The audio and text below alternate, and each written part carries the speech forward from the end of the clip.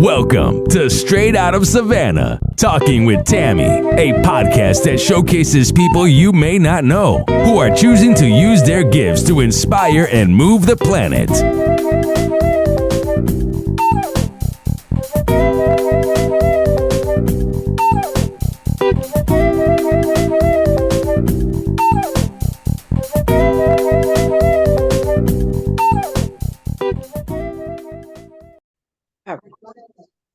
Thank you so much for joining us on Straight Out of Savannah. I am super excited to be here. My guest, Reese Sabatini-Blake, is here with me, and I am so grateful that she is joining me on my couch all the way from Canada. And so I'm super excited that she's here, and she's going to share with you who she is and what it is that she's about and how she can help you.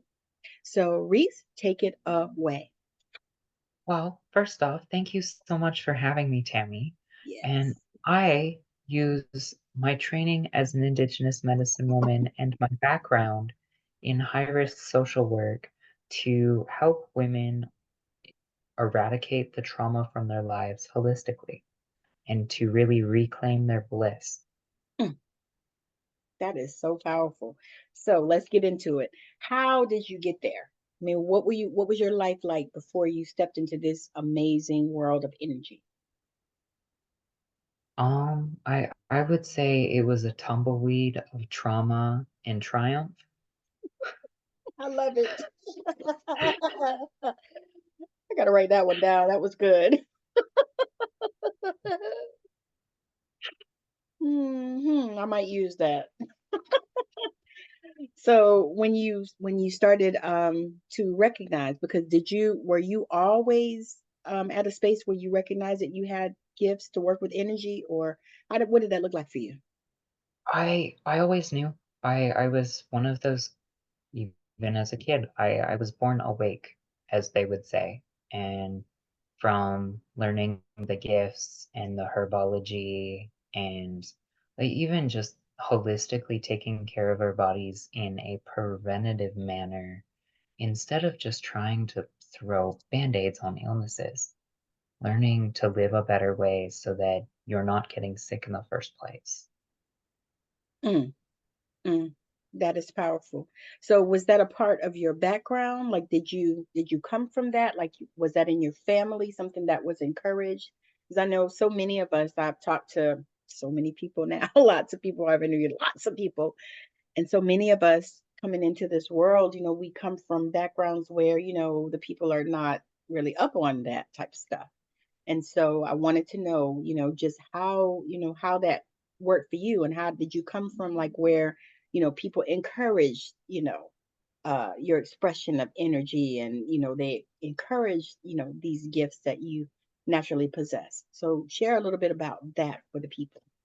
I would say it was a bit of coming into it and then also like a bit of having supportive people because I both like my culture being indigenous, we're always taught the ways to live our best lives and be as healthy as possible. But I was also chronically ill from I being a toddler forward. So I had to manage all of the different holistic ways that you can manage your health while trying to live an actual fulfilling life. Even as a Right. kid, it was okay, manage illness or find joy. Hmm. And always walking that tightrope between complete exhaustion and, being medically sound or, being joyous and exhausted and Wow. sick. So you kind of gravitated in that way to, trying to find, what was working for you. And Mhm. then you started, to see that other people actually needed the same type of support that, Right. Well, that you and found. especially when things got worse for me, both through like other trauma and from becoming paralyzed as a teenager. Oh, wow. That forced me to learn how to rehab a body that I was told would never walk again. Wow. And I Okay. said, actually, I've been reading about this science for years. I know exactly how I'm going to rehab this body. Watch me. Oh, that's powerful. That's powerful. So share a little bit about that journey, because that has to be so amazing, especially as a teenager. Because we've all read about what's his name, Dr. Joe's Hmm. journey. And that always is, to me, that's so inspiring, and I love that, because I believe, like you, that our bodies are, here to heal itself, and I'm actually on that same journey as well, and I know this.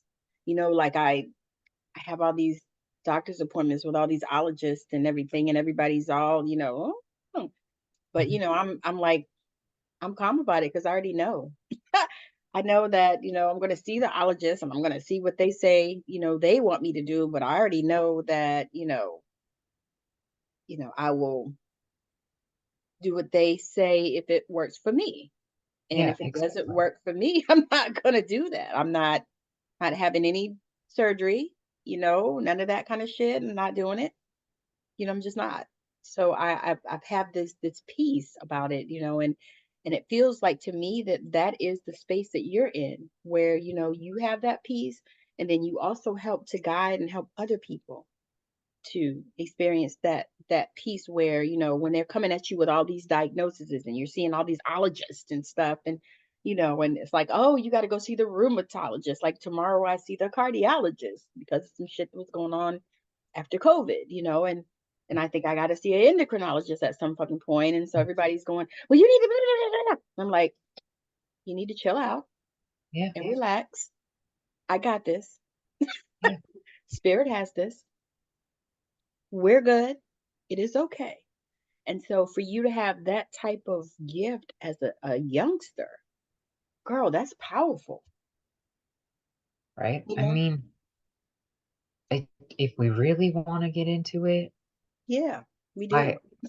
I knew the week that we booked the revisive surgery on my brain to prevent epilepsy, I that I was going to be paralyzed and lose part of my eyesight. I knew.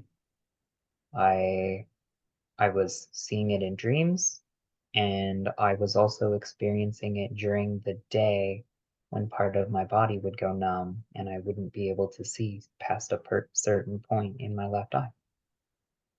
I knew. And then it happened, and everyone said, "You're not surprised." No, not at all. Did you I tell let the surgeon. anybody? Nope. I kept Okay. it to myself, and that made my mother very angry. Yeah, I It could was see like, that. I would have appreciated the warning. I'm like, no, it it wasn't your warning to have. Yes. Oh, I love your boundaries. I love your boundaries. Well, I've always had a push and pull relationship with my mother. There's always been very firm boundaries from my end. Yeah, I understand all of that. I can, like the people say in mediumship, I can take all that.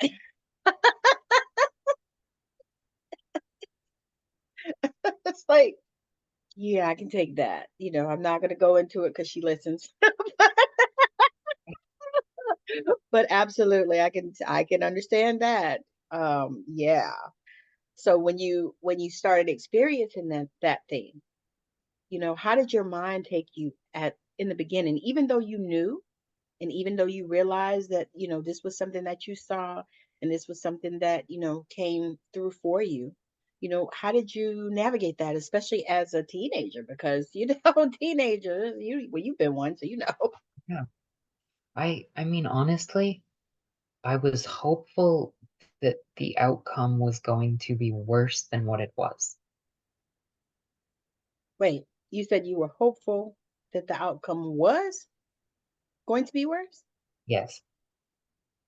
Okay, talk about that. I mean, my life was not in a good way. Okay, I got you. I was in underage sex work. I was working. I was in school. I was living in a not great home. So you already had so many I issues was anyway. hoping the universe would finally take me out. Oh, I see now. I got it. So Yeah. that almost, if you think about that, That almost was like a manifestation for you. Yeah. Okay. Wow. And I mean, when I sensed it, it was, no, I hope that this happens because this is gonna change everything, even if it's worse at the beginning. Wow. And was it? Oh yeah. Yeah. I mean, I went from competing martial artist with like great grades, like on the outside it appeared like a perfect life, even though it Yes. wasn't, Yes. to in a wheelchair overnight. I wake up the next day and I'm glad I was really high on painkillers because I was able to find laughter and hide tears. But I won't lie. I was incredibly suicidal. Yeah, I could imagine. Yeah. Yeah. Yeah. So is that what brought you to doing that kind of work that you did with the social work?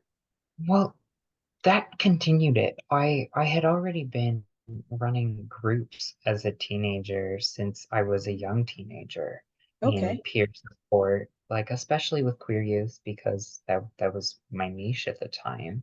Mm-hmm. And from there, it that helped me solidify like my training as a medicine woman and go into the physical body and not just the mental and spiritual. Mm-hmm. And okay, how do I fix this? Because Western medicine has told me that I have no viable solutions here other than, exercise and weight. Yeah. Yeah, that part. Yes, because Western medicine is I always say Yeah. often say that it's that too, but it is a compartmentalizing type of shit that goes on now. Mhm. They compartmentalize, like years ago, and I'm not even that old either. I just know this from, talking to people. But years ago, you had one doctor.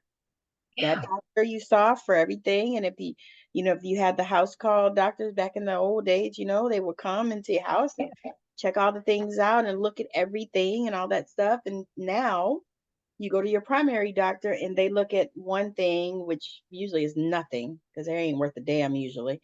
And so Yeah. you go to them, and then they do that, and then they send you to all the ologists. Yeah.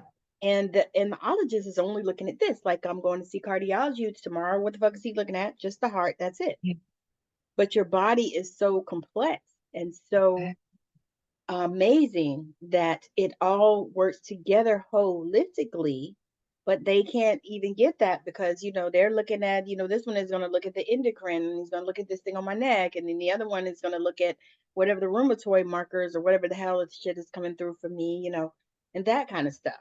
I had to actually get a naturopath in order to get Yeah. any fucking thing done because Yeah. my primary's like, oh, your labs are good and your this is that and that is that. Well, my naturopath ordered like some totally different labs that popped up and showed some shit that was going on that nobody even addressed in over almost 2 years. Hmm. And so I agree with that, the fact that, they have compartmentalized and they're not even looking at your whole body. And fuck, I don't know about in Canada, but here they don't even hardly touch you anymore. Yeah, that they don't. And I That mean, I you was might as well do also Zoom meetings.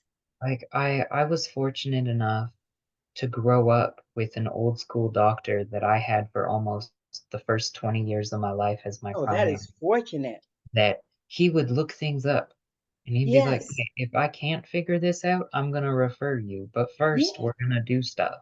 Yes, that's awesome. And I think even as a kid, like that was my passion for like the human body because I either wanted to be in psychology or medicine. Yeah, Now I'm kind of in both, even though I primarily function in like the mental health side of things because I find that it ironically it's easier. I agree. I agree completely. Like, yeah, you're traumatized, but let's work through the root of it. Yes. Let's not even look at the symptoms. Let's look at the cause. Yes. Yes. And, Yes. and let's get through it, baby girl. Yes. Yes. Yes. Because the thing is people are not looking at that.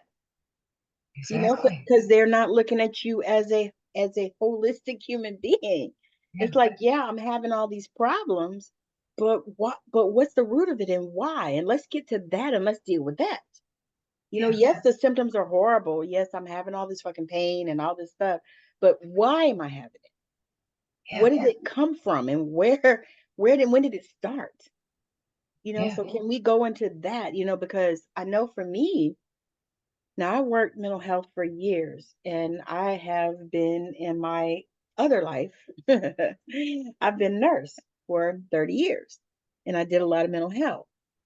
And so um I love that world, and I know that in diving into the energy world with the mental health to me is like the best of both worlds, I think. Mhm. Because you can understand and it opens things up more for you. And then also you're intuitive as hell. So you can use your intuition to help the people with the mental health, even problems too. I You know? use my intuition an awful lot, especially when someone gets quiet. Yeah, Like, yeah, yeah, what are you not telling me? Oh, that. So what about this? exactly. So wait.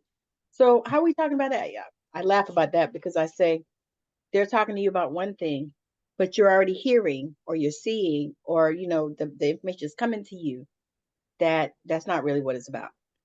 It's Yeah. almost like people that are having problem with their spouse or whatever, and they're all upset about this thing here, but that's not really what the fuck they're really upset No, about. no, never. Yeah. It it's actually you're upset because you felt that you weren't heard in that scenario. Yes. It wasn't that he went and bought the boat. It was that he didn't listen to your thoughts and feelings. Come on, Karen. Check yourself. You're like, you know what? You need to check yourself before you wreck yourself. Yeah. And you're right. It's like, and it's so interesting when you start dealing with people on that level. It's like, no, honey, that has nothing to do with that. That is completely, not even real, really. If you think about it, you're like, no, this is really what the real deal is. And Yeah. let's deal with that. And I find that people that are like therapists, like in the traditional sense, it's like people that are therapists, oh, and I don't want to bash therapists. That's why I'm taking a breath Yeah. Yeah. Yeah. before I say this. Yeah. But it's like, a lot of times they look at things in just one area, in one Right. way, and they're not like diving into, because to me, that's what I think therapy is supposed to be. But, maybe I got it wrong. I don't know. But I think it's like diving into, the root and the background, and I truly believe that that's why this arena that you're in is so amazing because you also know what the mental health issues are as far as what it can be and all this other kind of stuff, but then you also know the energy behind it, and Yeah. you can deal with that. Right. Well, and that's why I'm really lucky that a few years ago I had 3 years of peer support group facilitation, primarily with high-risk youth. Because I know how to deal with the hyper emotional, like flip of a dime suicidal, like nothing's okay people. So when adults are like, oh yeah, I'm experiencing trauma, and I'm like, yeah, I can see that you're traumatized, but you're at a point where you're ready to heal from it. You're not in it anymore. Right, because do you feel like, and this is something that I've thought about, do you feel like sometimes people they stay attached to their trauma because they feel like they need it? Yeah.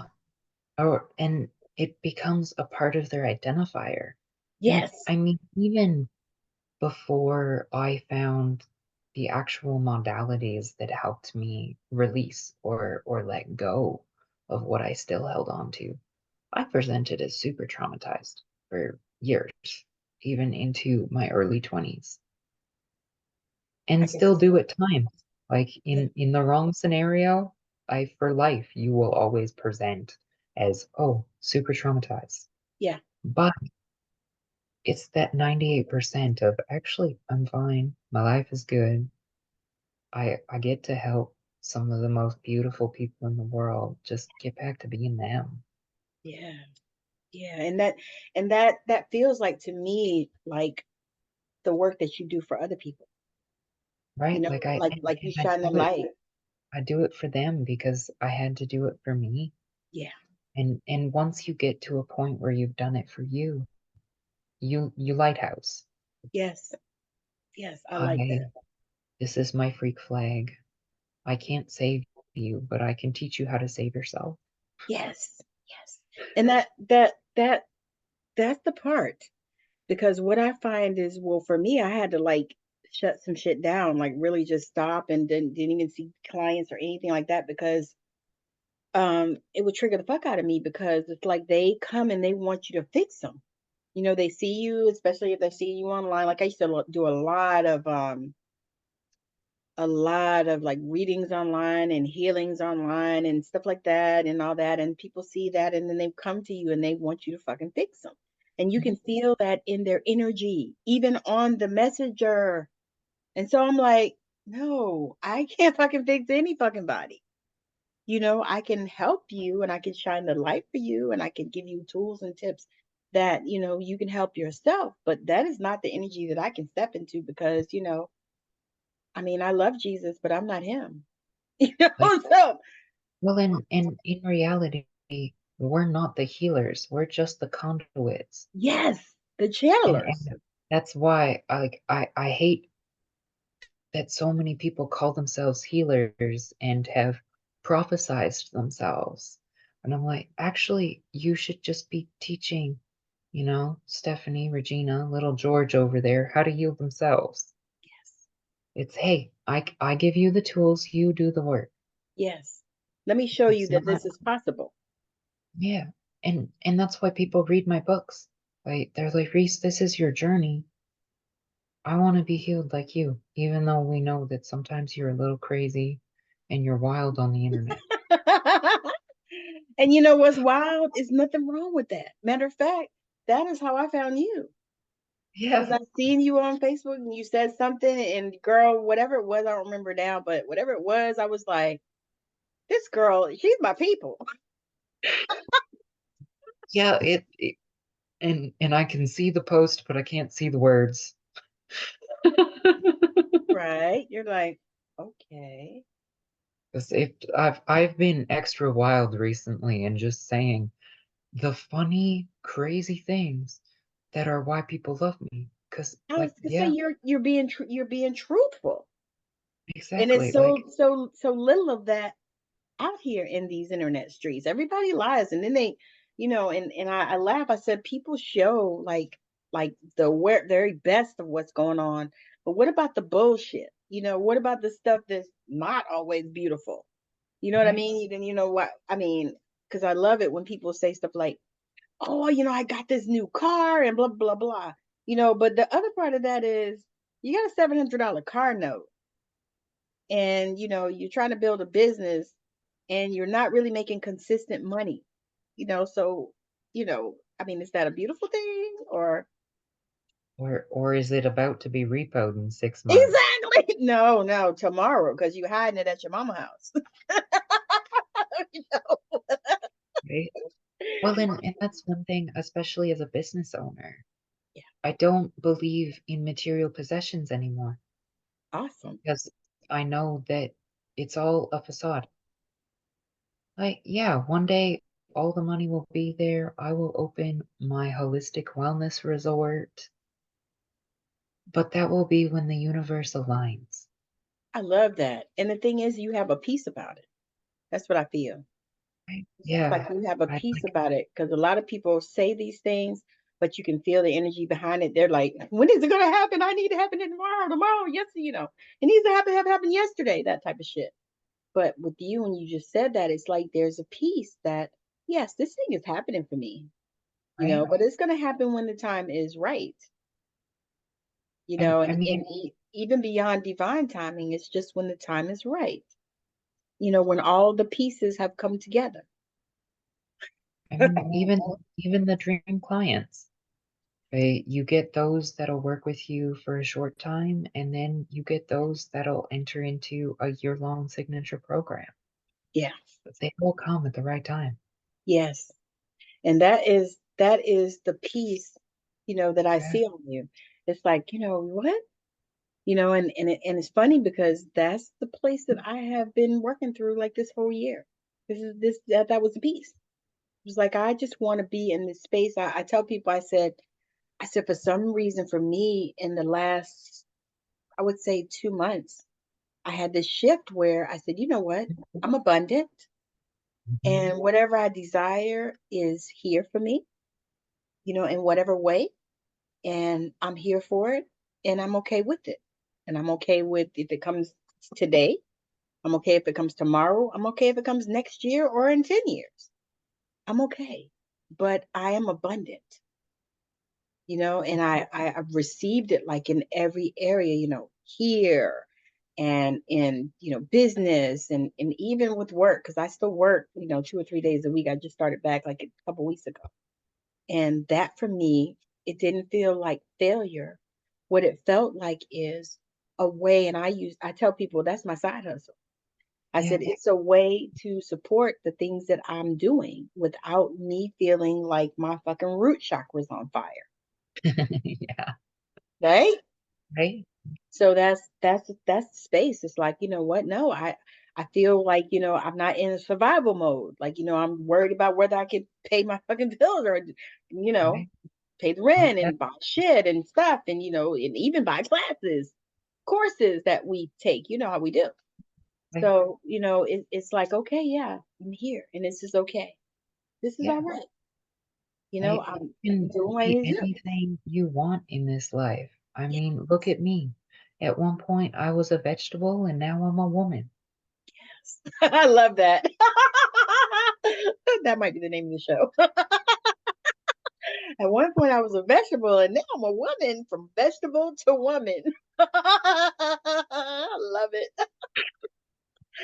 So, going forward, what do you see for your future? What do you see for the future of your business and even your life, or whatever you want to talk about? So, what do you see going forward? I always love to ask people, and I laugh because me and my husband laughed about the fact that we had interviews with people that are like 12. My husband is over 60, and we interview with people who are like 12, and they say stupid stuff like, "So where do you see yourself in 5 years?" And we say, "Retired or not here," shit like Right. that.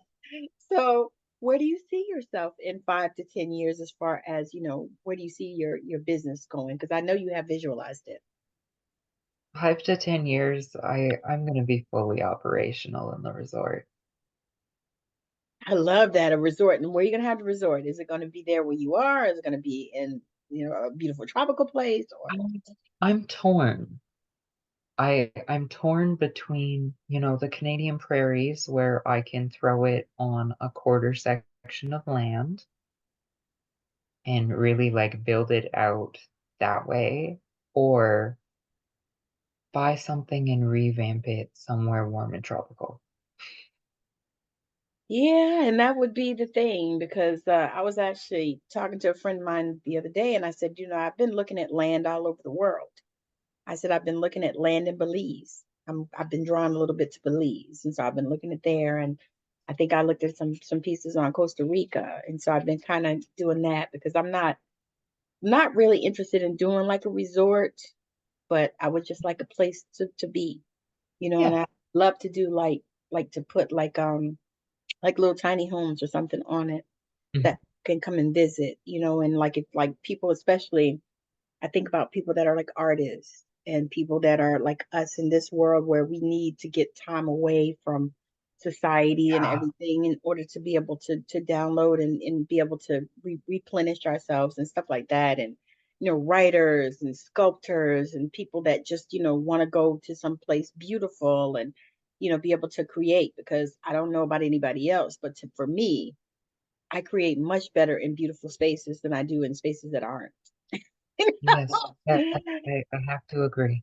Right? So Uh, that part. So it's like, and so just that thought of being able to, create this space, where people can come and, get what they need, Yeah, get replenished and, get healing and even understanding it, because that's a part of what I feel for you. It's like you help people to understand that their body can heal. right. You know, Well, to and I offer them so many different modalities. yes. I I mean, I even go into like a modernized traditional twist on like indigenous music therapy, which would be traditionally drumming. But I'll pick up a guitar and I will play through each key until there's a physical reaction within the person. Oh, I love And that. from there, in the key, we will find the rhythm, and generally they let it out, whether they say it, cry it, shout it. I It's a also want release. to do a lot more with my music, Yeah. but when the inspiration hits, I was gonna say talk about the music a little, because I wanted to ask you about that when I seen you said something about uh your agent had found you some auditions or something like that, and you had rescheduled them a few times and all that. And I was like, okay, we need to talk about that. So what do you do as see, far as that? those auditions were for acting and modeling. Okay. Um, well, and they will continue to be, but I have played instruments my entire life. I grew up in a musical family, and in the last, I want to say 5 years, I have rewritten the composition piece to an acoustic blues album 5 times. Well, that already makes my soul just sing, because that is my shit. I'm a music girl too. I love music. I played it. I sing, I love all of that. And acoustic blues is what you said? Yeah, Hmm. see, that's already my shit. I love that because I'm like, I just found a station on YouTube that is blues jazz. What does it say? Blues jazz, guitar and piano. That's what I said when I found it. And so I actually have put it in some of the backgrounds, kind of snuck it in there, because you know how they keep messing with your music when you do the back, Yeah, And so I put that in there because it hasn't got no words. I'm like hoping nobody will, copyright it and all this stuff. But it's so beautiful and it's just smooth, and it's something about that acoustic blues, however you right, do it, And so when I heard that, I was like, dang, this is hot. It just popped up on my YouTube, and I thought, so sometimes I'll put that on when I'm working, when I'm on the computer and when I'm doing stuff. And also, I realized that, you can use whatever music you want to for your meditation, oh yeah. and let me ask you about this. So have you actually heard the thing about Andre 3000's new album? No, Oh girl. So he created an album. He plays the flute on, he plays all these different instruments and stuff, because he plays a lot of instruments too, right? yeah, No rap. And so people were jumping up and down about that, because they're like, "Oh, you're not gonna do anything with Outkast, and what about Big Boy, and da da da, and you're not gonna rap." And he said, "No, he felt called to do this music. Is what he wanted to do, and he had a spiritual awakening, basically, at source, is what it sounds like. He was in Hawaii, and he started playing this flute, and so he's done that on this album. It's on YouTube, and I found it on Spotify. I laughed. I said, I think Spotify is going to try to make me pay the subscription so I can listen to it without freaking commercials. But it's because it's a meditation type of music. Like I used it to meditate, and it's fire. No rap, hmm, but it's amazing. And so I was listening to it because of course I heard the commotion about it, and people were, because he's been interviewed. He was on Good Morning America, one of them shows. And so he was talking about it, and he was like, yeah, I knew that I probably would get some backlash from it, but he was like, but this is what I wanted to do. And it's so fire. You gotta listen. It's so good. So good. So good. right. You When know. when I finally produce this album that's been in the works for half a decade, There will be backlash. Well, please make sure you send it to me. Oh, I definitely will. Because I will definitely, pop it out there on all my socials because I am, I love this kind of stuff. Because my thing is, this kind of music speaks to people. It speaks to your soul and to your heart and, to your, even to your body. Right? Well, and this whole album is really, it's written to survivors because Oh, through each song, other than like the three love ballads that are on it, it's all really covertly written about trauma and abuse. yeah, yeah, I could see But that. it's gonna hit really hard because so many people are silently experiencing it. Yeah, I agree with that. It's like, what? Okay. But you're Yeah. right. And it's like people are, and I feel like we're living in a time where people are ready to heal, and where they're ready to stop putting band-aids on shit and stop like I went for my back was bothering me because like I said, I've been in the nursing field for 33 years. So I've been lifting and dragging on Yeah. people all this time. And so my back was bothering me. So I went to the Western medicine doctor and they sent me to the ologist, whoever it was at that time. And so he said he wanted me to take these anti-anxiety pills Yeah. because they found that the anti-anxiety pills will help with the back pain and blah blah blah. Yeah. So I was like, okay, well, I've tried a few things and I'm not ever, I'm not doing any surgery. They've already suggested that a few times and I refuse to do it. Thank kiss my ass. I'm not having anybody operate on my back, no. And so I went and I started taking the pills. So do you know that one of the side effects is that they make you feel hella suicidal? Yep. Because that's what I experience on them. And that's exactly what I experienced. And every single one that I've taken, because I've taken a few, because, you go in there and you say you can't sleep, blah, blah, blah. And again, they're not looking at the root cause, the fact that you work night shift for decades and that's why the fuck you can't sleep, or you have all these things going on, with you, and that's why you can't sleep. But so they give you a pill. Yeah. So each and every one that I have taken has made me hella suicidal. And I'm not like typically in that space. Right? So I was like, even like Chantix, I used to smoke years ago. And so I took Chantix to try to stop smoking. Girl, that thing gave me nightmares so bad, so I would wake up screaming and running. So I Damn. said, this is not for me. So I realized I'm like, psych drugs are not something that fucking I can do. So I Mhm. have always typically found other ways to cope and deal with, those things that people take pills for.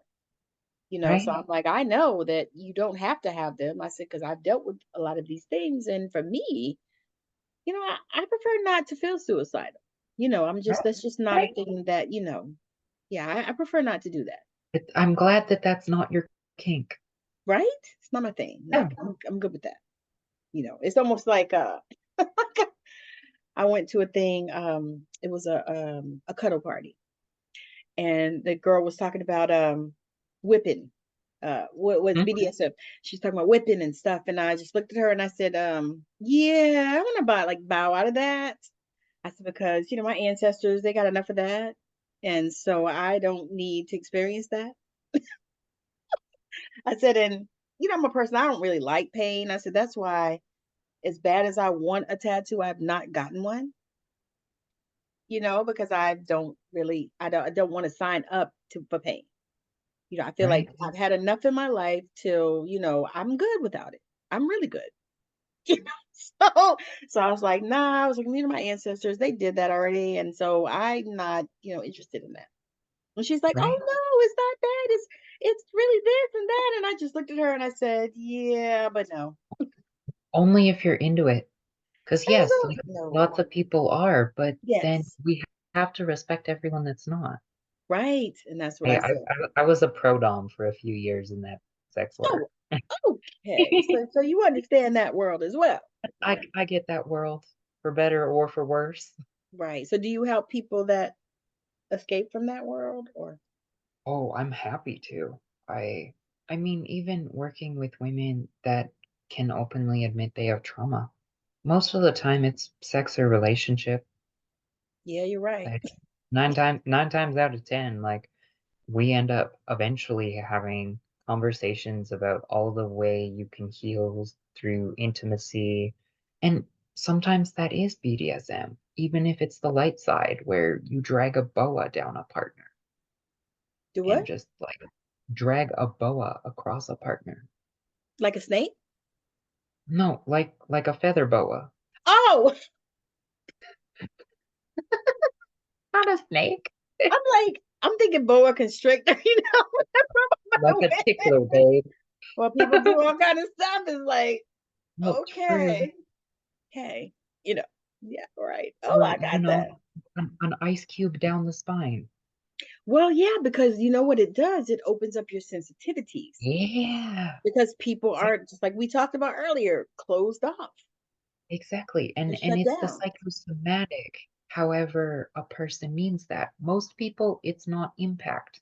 Yeah. And that's where I don't like how inaccurately the BDSM community is portrayed in all of these movies where it's just whips and trains and cutting. I'm like, no, that's the extreme side of things, guys. There is 99 other shades, at least. And I've seen stats because somebody else was talking about those the things they make with the resin. Hmm. And I was like, that is wonderful. And if that's what you like, have at it, do your thing. Yeah, But for me, no, not that's not the type of situation that I, want to, exactly. and it's okay. And that's where like it comes down to bodily autonomy. Yes. I I Oh, won't I won't list them, but there are only five things on my hard no list. And that surprises people until I remind them a decade in sex work. so okay. So how did you get into that? Honestly, I was around the wrong crowd that held a secret over me when I originally wanted to get into a light entertainment scene in my young teens. Oh, okay. Yeah, Okay. Because that's always a thing that I wonder, when I hear that people were involved. And I had interviewed another young lady, and she was dealing with that type of stuff. She actually was trafficked, yeah. and it was in Georgia, like in Atlanta, which I mean, they traffic everywhere, but people just don't realize that it is everywhere. It's literally every city in the world. Yes, they think it's just oh, down in the Middle East or in Mexico or whatever, but it's everywhere. Yeah. Yeah. And that's something that's I'm very passionate about. Like anytime someone mentions even light domestic violence, I'm like, okay, so do you have the plan to get out, or am I going back into social work for free? Like, Right. are we gonna figure this out? Do I have to figure it out for you? Or what's the plan? So now, have you written a book about that? I talk about the sex work and everything else in my second book. The first book is primarily about the first 3 years of my paralysis recovery when I was 16. And that's huge and that's amazing because you know as we already talked about Western medicine, it's like when they say there's nothing we can do, Yeah. or this is going to be like you're going to be like this forever. And Mm. I laugh about it because my husband is the type where like we go to the doctor and he's getting older, and so as you get older they try to find all kind of diseases and conditions to put on you, Hmm. and then of course they want to add more pills and all this stuff and everything. He's like, no, no, no, I know my body. I need to lose some weight, blah, blah, blah. I need to release some of this weight. And I know that's going to be a difference and da, da, da. And no, I'm not doing all that, but they get upset when we advocate for our bodies and for ourselves. Mhm. Especially, I've learned with Black and brown people. You know, they think we should just accept anything they say, and I'm like, no. You know, like they told me, oh, she said, oh, you're pre-diabetic. I said, no, the fuck, I'm not. I'm not. Yeah, You exactly. know, thank you, appreciate you, but no, I'm not, and no, I'm not doing that. You know, my provider got upset with me because I told her I wasn't taking this pill that they were trying to give me, that nobody could give me a reason why they wanted to give it to me, and what was it going to do? Because they didn't know what was wrong. So you don't know what's wrong. So why the fuck are you giving me some shit? Yeah. You I know? And mean, I was like, no. even the supposed epilepsy that we were stopping the seizures from was actually misdiagnosed fibromyalgia. And they didn't get that diagnosis right until 20 years after the initial diagnosis. Did you say 20 years? Yes. Oh, wow. Okay, so I had actually probably the opposite type of situation with the same thing. Yeah. Fibromyalgia, they diagnosed me in 2010. And my naturopath is saying that probably it was chronic fatigue even back then. Yeah. Didn't know, because didn't know, never knew I had that ever.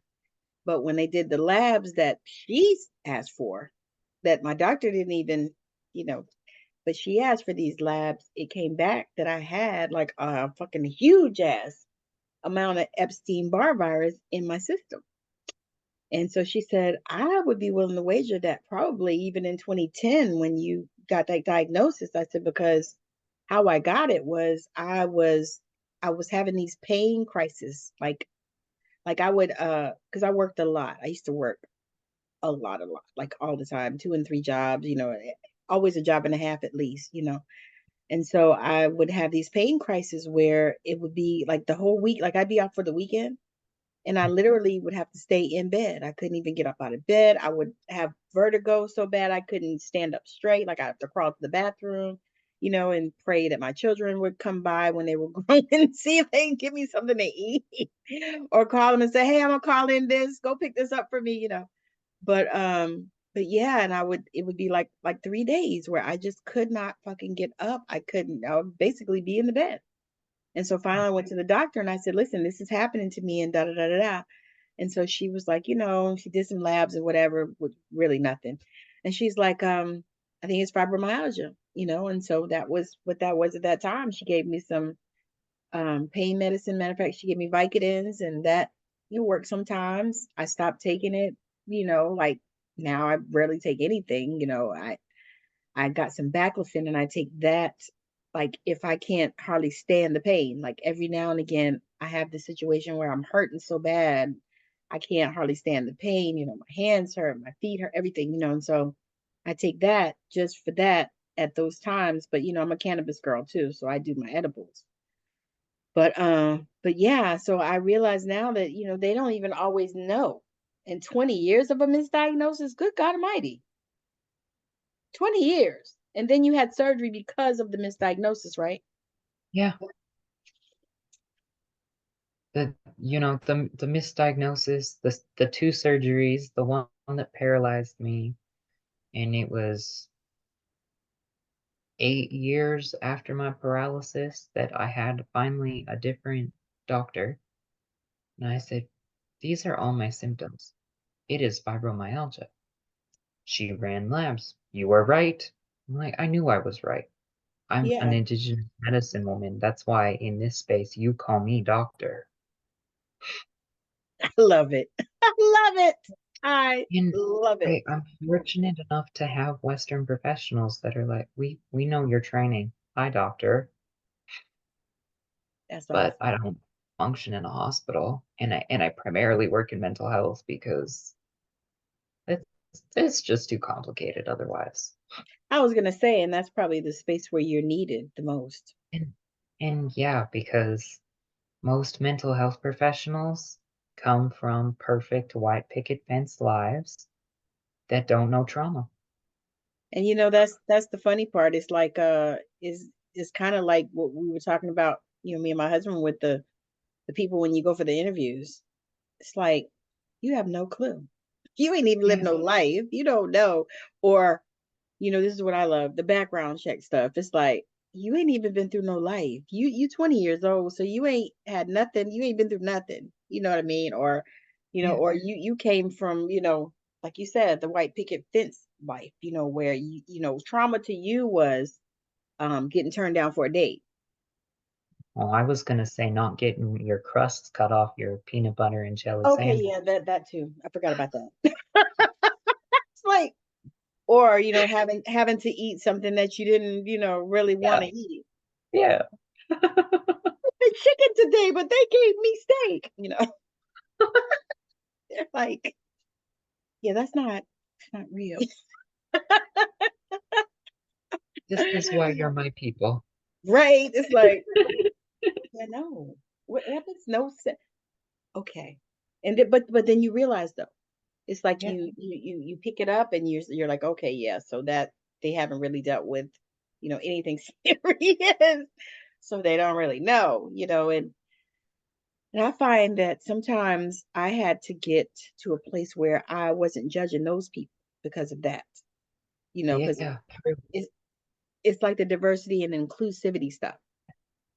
I interviewed with Star Luna, and that's the type of work that she does. And so we talked, and she said, the thing that angers me is that, you and I could interview for the same position. We could have the same qualifications. And she said, and you lived a life, so she said, but they'll hire me. Hmm. And I said, yeah, that's pithy too. I said, Yeah, it's like when we do the trainings at jobs, you're like, oh, well, you got to do this diversity. I'm like, well, what the fuck is even that about?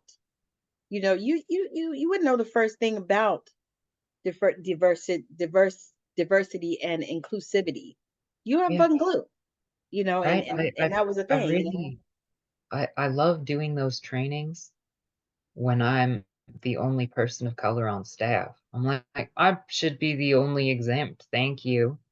Right? Why must I do that training? That's what I asked Right. him one time. I Yeah. said, why do I have to do that training? I said, I'm a black person in America, and I've lived through what is that shit, integration. Yeah. I was integrated in my elementary school. We were the second class to integrate the elementary school. I said, Yeah. so I've lived through all that stuff. I'm from the South. I've Yeah. seen the fucking colored water fountains and all that shit. I was like, I've experienced a lot of things, in that arena. So why must I fucking do this? I Right. mean, I was like, I know how to do this because, as a woman of color, we are taught to code switch. We know how to Yeah. do that. I code switch really well. And you know what? They don't even see you coming. No, because Because they be like, oh, and I love that because, when you hear people talking about stuff, you're like, do they not realize that, but we all do it. We've been taught that to exist. right. You call, hi Becky, how are you? How's everything going? I talk to people on the phone, and they have no idea a lot of times that I'm a woman of color Well, exactly. And because and we do that. and my friends, especially in Calgary, they've noticed that it's very different when I talk to a friend of color versus when I talk to my white friends. So I'm like, because they're like, oh, like you're vivacious with your friends of color. You have 50 million shades of personality. You are the life of the party. I'm like, yeah, I know I'm safe with them. I know they're not gonna racially hate crime me. You're like, I know who I am. I know these are my people.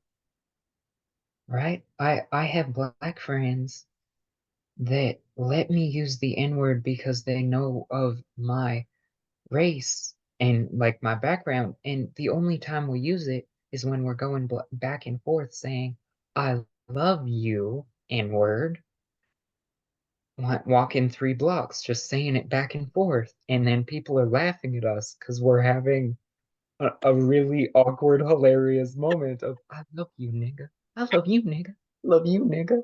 Mhm. You're just like, you're ridiculous. I'm like, yeah, and I'm also close to 30. Fuck off. Oh my God. I love that because that's so I'm like, you know, when you know who you are, Right? you know what I And mean? And you can I be who you are. That's the shit. I was so broken until I found out about the Nigerian piece in my Italian. When I found that out, my face made sense. And then I deep dove into the culture and I was like, no wonder I've always felt like Black culture is home, Especially like the music, right? especially the music and the food. I tell you, and the funny thing is when you said that, so I knew that I have Irish in my culture, right? Yeah, And I love like the Celtic music. I love that. And I have always. And I never realized why. And I love like fucking fairies and shit. And I know they're all around me. And my husband actually now is like, I love him like, baby, did you see that? And he's like, yeah, I think it was probably one of the fairies. But I realized, that when I started looking at the culture, and I love to watch like I love all the fucking Viking shit and stuff like that, but mhm, I think that's a Gen X because we're violent. But yeah, but, but I do, and I when you start looking at that stuff, because like I did my ancestry too, and that was all fucked up. But and I don't think it's completely right. I want to do the one with the uh-huh, tribes and stuff yeah, because the girls do the tribes and stuff. But that one is um a little up there, and so I decided to wait until another time to do that one. But yeah, because I'm like I don't think this is all right in here, because it didn't pull up that much of my indigenous, and I know I have a lot. yeah, I know this. yeah. I can tell. So You am know, I. you're like, yeah, I know that. I'm sure of it. I've Yeah, seen it, on both sides. But I was like, okay, it's okay. I don't think about that. But just the fact of understanding that piece of you, like knowing that, this is the reason why you've been drawn to this and you didn't even realize. right. And it was funny because I had lovers and Black friends tell me all throughout my childhood, like, and teens, you need to look into your Black heritage. And they would be subtle about it. Yeah. But then I finally did, and it turns out that, like, one of my very close friends that lives in Africa and I are like, we're both Nigerian. And she's like, and now she just calls me bestie cousin. Girl, I'm I'm like, looking at babe, your lips. like, I don't even know how close we are, and I know that she's family. I was gonna say, and that don't even matter. Is these lips and these Yeah. cheekbones. Yeah, I looked at all that. I was like, Yeah, okay. Like, all right. right, That's why I said what I said. I'm like, you can never tell because I learned that from working with the native population because girl, some of them will walk in the clinic and I'm like, okay, and me, I'm like, all right, or they tell me like, I would hear them and it was like, oh yeah, because you say, well, do you live on the res? Yeah, yeah, I'm from the res, and in such and such a place in Utah or Colorado or where the fuck ever, and you're like, oh, okay, and you look at them and they don't look a bit as I would think a native would look, right, because of right, course right, I'm looking at the vantage point from what I'd seen on TV and right. because Like I the wasn't. Pocahontas narrative. Yes, that bullshit. And I mean that stuff. yeah, Yes. and that's the funny thing, because I was so racially misunderstood like my whole life, I can look at someone and have a pretty rough idea, no matter who they are. Like, okay, so, probably part Brazilian, a little Portuguese. Okay. Right. Oh, like, oh, that one's definitely a mulatto like me. See, and I think about that because like my son. So funny. I had a friend. I sent her a picture of my son. And she's like, damn, that's a handsome boy. She said, what's his nationality? Because he looks so exotic. Yeah. And I said, got a lot of different things in him. I said, don't know. I said, but you're right, because he's got like pretty brown skin and, curly hair. And so he gets a lot of, they think he's Dominican or, Panamanian or something like that, and so he gets that. And I said, you do have an exotic look, and he's like, yeah, ma, I know, but I think about that and I think, when you look at people, because like I'm looking at you now and I'm like, I can see the exoticism in you. Right. You know what I mean? It's like you got an exotic look to you and feel. Yeah. And when I actually spend some time in the sun, people are like, holy shit, you are indigenous and part black. You really tan. I'm like, yeah, I do. What'd you But say? You don't have to go to the tanning bed, but you don't have to spray it on you. no, I just usually have to lay in the sun for 3 hours and I'm good for the summer. And now that's pretty good because at least that lessens your chance of cancer. Right? Only Well, 3 hours. and I mean, even this year I was sick for 10 weeks straight. Like I didn't exist this summer. I was in a flare. Damn. 10 weeks. 10 weeks. Oh, girl, that's a long time. Yeah. I actually thought I was dying this time. I was gonna say, but not really though. I say that, but it's not really that long because I did that for almost a year. Same thing. There were Well, times then, where I was like, I think I'm just don't want to live. I would like to just lay down and go to sleep. Now I don't want to kill myself, but I yeah. was like, I think I just need to take a break, take some time off. Well, and it wasn't I want to take myself out, but it was if my body gives out in this moment, this is okay. Yeah, yeah. And that's an extreme level of peace on all levels to have at Mhm. my age. Yes, absolutely. And I most agree. people read it as an extreme level of arrogance when it's actually no, I've done what I came to do here. When the time is right, I go. You know what? And you're right, because I think about that in terms of actually I just was having the same discussion with my husband about Nipsey Hussle. Because I said, people said, oh, it's so tragic that he died, blah, blah, blah. And what Mhm. was the other one that I was talking about with that? Chadwick Boseman. Yeah, yeah, And I was talking to somebody and I said, I said, because nobody dies of colon cancer that has fucking money. Because it's one of the like the most treatable cancers that you can have. Because yeah, typically, if they find it early enough, they do a resection. You have so much colon, you can lose some. It's fine. yeah, So they do a exactly. little resection, take it out, and you're usually good, right? And so I thought, for him to die of that at the age that he was, he did what he came here to do. And I said, and if you look at his life and how he was, every time he turned around, he was in something, right? And it's Yeah, almost like he was creating his legacy. yeah, Like every time you turn around, you look up and Chadwick Boseman's over here, Chadwick's in that, blah, blah, blah, blah. Black Panther, da, da, da, all these things. And so, but you realize that, that was his work, yeah, and that was his mission and he completed it and that's why he's gone. yeah, Same thing with Nipsey. Nipsey, did his thing or whatever. And, yes, we hate that he died and it was a tragedy. And he was such an amazing young man, but his mission is complete. And that's why he had to go. And I think about that with so many people, what's my basketball player? Kobe. hmm Girl, so many of those that hurt my heart. I was like, Lord, and even Michael Jackson and Prince. And it's like their work, was done, even though we would like for them to stay longer. You know what I yeah, mean? But it's like yeah, when you start to see that and you start to feel the energy around that stuff, then you recognize and you realize, okay, yeah, that their mission was complete. Everybody is not going to live to be, 75, 100, 110 like people are living these days. yeah, And then sometimes I think it is that this world can be so crazy and complex that people get released from it yeah, that don't need to be in that energy. yeah.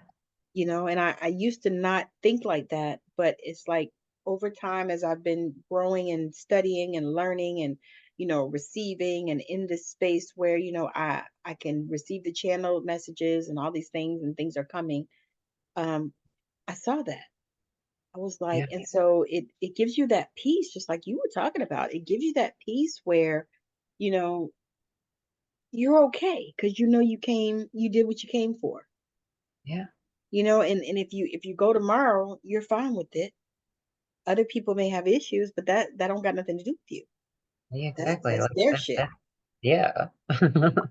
So that And like, believe me, I don't want to go. no, I would love to be able to help like a million people in this life, yes, yes, but then I yes, have to do more in books and more in music yeah, to get at that level of reach. right. And that's okay because it's Yeah. possible. That's the part. Okay, we're gonna land this plane. This has been an amazing conversation. I could talk to you for probably a couple more hours, and we may do it again and do that. But Yeah, I we might wanted to just have to. just, we really do, because we didn't really even touch the surface of some of the things I wanted to talk about. But one of the things I ask every guest is, if there is one thing in the world that you would like to change, what would that be? It's really cheesy, but world peace. Actually, no, Like it's not. we don't have to hate one another. We can just accept differences Yes, and exist. You don't yes, have to choose violence yes, unless it's comical and not real violence. yes. I agree. That is amazing. I love that answer because Lord Jesus, I think about Rodney King, and the mortal words of Rodney King, just can we all just get along? Hmm. Can't we all Hmm. just get along? Can we stop all the bullshit? Can we stop all the division and divisiveness and all that stuff of, you look like this, or you act like this, or you do this, or you're in this community and that community, and why can't we just all get along? And I think about it in terms of like being a nurse for all these years. I've seen taking Yeah, care of every different kind of person, like every kind of person. And every kind of person bleeds red blood. And the other piece is, when you need some blood, are you going to ask what color they are, or what's their nationality? Or, did they come from, money, or, the streets? Are you going to ask for any of that shit? No, you're going to get that damn blood so that you can live. You know? actually, Tammy, I only want black blood. Um, you can't always I go know. into like that just I, because. I mean, I know what you're saying, but I mean, you can't always, because they don't even classify it like that. well, exactly, because it's And you just, think about it, a AB positive, whatever. right? Like, It's I don't like, even but think classify blood. about that though. Think about that. They Yeah, classify everything else. exactly. When you fill out your applications, you got to put, what's your race, and if you're indigenous. I mean, no, here it's Hispanic. Are you Yeah, Hispanic? And what's your nationality and all this stuff. But in the blood, is it AB positive? Is it A positive? Is it O positive? O negative? AB, whatever. That's how they classify that. they So don't even care what's in your pants. hell no. So why not? Why can't we just go there with everything Yeah, else? yeah, So that's my thing that I wish we could change. yeah, It's racism, because I think that if we would just get rid of that, because it wasn't always a thing. If you start studying, you go back and study, like back in the 1400s, 1500s, and even before yeah, then, they didn't give a fuck about that. Everybody was everybody. yeah.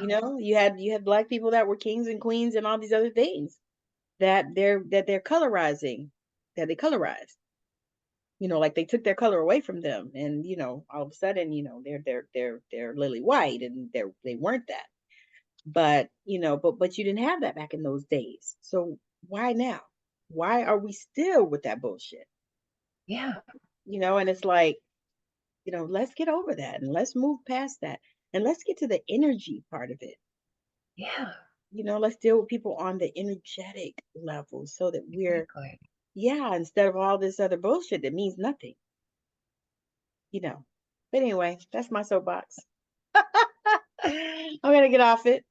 But I want to thank you for joining me today because this conversation has been so amazing, necessary, phenomenal. And I hope that, when people listen, that they're able to hear your heart and see your spirit the way that I have today. And I really believe that the work that you're doing is so transformational and that we need it so much in this world. And so that's one of the reasons why I'm glad that you came today to share because you have so many stories. And how many books have you written? Just two. The second one was released on April 20th this year. Did you say just two? Yeah, just two. So you want to grab those. I think that the links will be in the show notes so you can grab those as well. In any way that you want to connect with her, share with the people what is the best way to connect with you. Well, it's easiest to find me on Traumatobliss.ca. Okay. But you can also stalk me by my name on social media. I'm everywhere.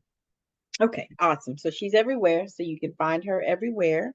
You can go to her website, traumatobliss.ca, which is, of course, always a good way to reach out to people. But definitely check her out on all of her socials. That way you can, get a get a get a hold of her energy and her awesomeness, like I did. So, I think actually we connected on TikTok as well, didn't we? I think so. We might have, yeah. I think I saw you popped up and I said, "Oh yeah, I got her."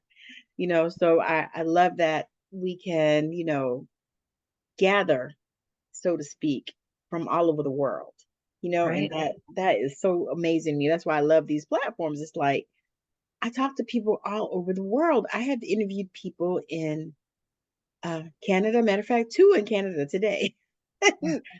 The in Australia, in the UK, in Africa. I've interviewed people in Spain and France, all over the US. I mean, it's just been amazing. I have another girl that I'm waiting for that is in the Virgin Islands, and we're gonna pop up. Matter of fact, I need to reach out to her again, but we're gonna pop up and do an interview, there. And so it's just amazing just to be able to just connect with people all over the planet. The So unity is starting. yes, it has to. It has no choice. We've got to do it.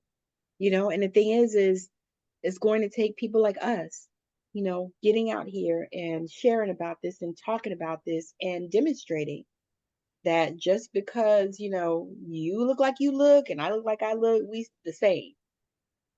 Yeah, We are the same. And it's yeah, it's like, wow. And once you realize that, I think that's where the power begins. exactly. Absolutely. So again, thank y'all for hanging out with us. It's been amazing. Wherever you're listening to, make sure that you like, share, and subscribe. And if you're watching on YouTube, which this show will premiere on YouTube in a couple of weeks, and I'm super grateful. And make sure that you are connecting with Miss Reese because she is an awesome person to connect with. Um, and I just appreciate, you listening and watching and, being a part of our world today. So again, thank you so much for hanging out with us. And I hope that your day is magical every day. And whatever day you listen or see this, is a magical day for you. And that you recognize that you are magical. So again, thank you for joining us. Bye now.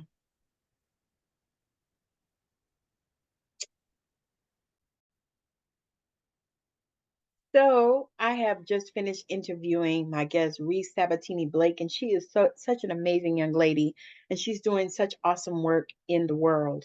And so I would love it if you would go and find her, follow her on all her socials. She's everywhere. Facebook is where I met her. So she's amazing. She does awesome work and she has such a beautiful soul for someone as young as she is. And so I was super excited to listen to everything that she was talking about and the work that she does in the mental health holistic arena. So, again, thank you so much for watching, for joining me on Straight Out of Savannah. And if you are a spiritual entrepreneur and you would like to come on the show and get your message out there, I would love to host you. Definitely reach out to me on any of my socials. I'm everywhere as well. I'm Googleable. You can Google me and find me. You can email me. You can go on my YouTube channel. You could go on TikTok, Facebook, Instagram, and message me. More so Facebook or TikTok. I don't do a lot of Instagram, but I do try to go on there and check for messages. So again, thank you so much for watching if you're watching on YouTube, and thank you for listening if you are listening on Spotify or any of the other podcast hosting platforms where you can find this show. So again, thank you for joining, and for those of you that aren't subscribed, make sure that you're subscribed, that you're following the pages, that you are subscribed to YouTube. I would love it. And I would love it if you would like and share it as well, because as the Care Bears say, caring is sharing. Sharing is caring. So again, thank you for joining me. Bye now.